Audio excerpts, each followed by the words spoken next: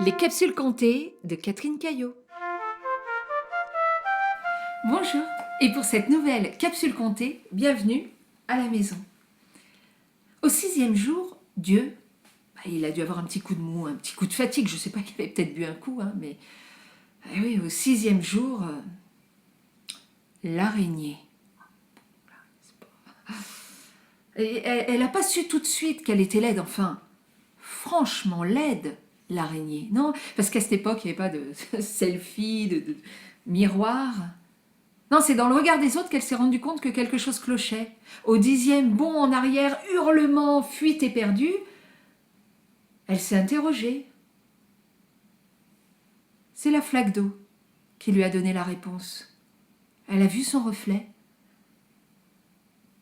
Elle a soulevé une patte, elle n'en croyait pas toutes ses perdues. Elle a retroussé son abdomen poilu. Elle a poussé un long cri silencieux d'araignée en direction du ciel. Elle a dressé les poings.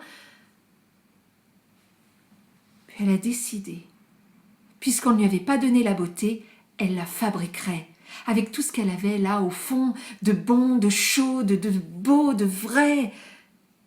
Fil de soie, d'âme, d'amour, la première broderie du monde est apparue. Et toute fière, elle l'a dressée entre deux branchettes, puis elle s'est cachée, et là ça n'a pas fait un pli.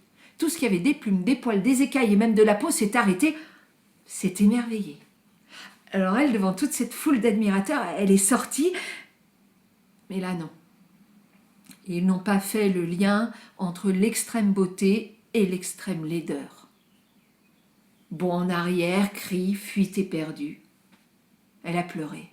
Elle n'a pas pleuré parce qu'elle était laide, non.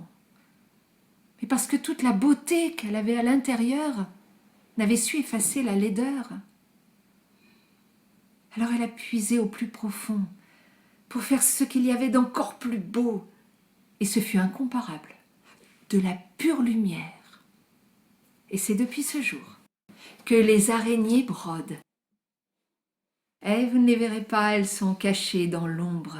Elles attendent, patientes, de cueillir votre sourire, votre regard émerveillé.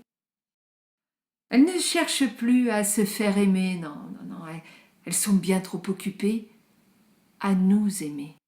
Alors demain, au frais matin, allez sur le chemin, contemplez une toile et dites merci à la beauté de l'araignée.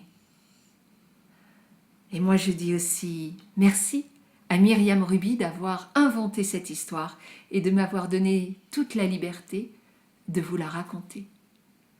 Merci et à bientôt. Et n'oubliez pas, abonnez-vous. Les capsules comptées de Catherine Caillot.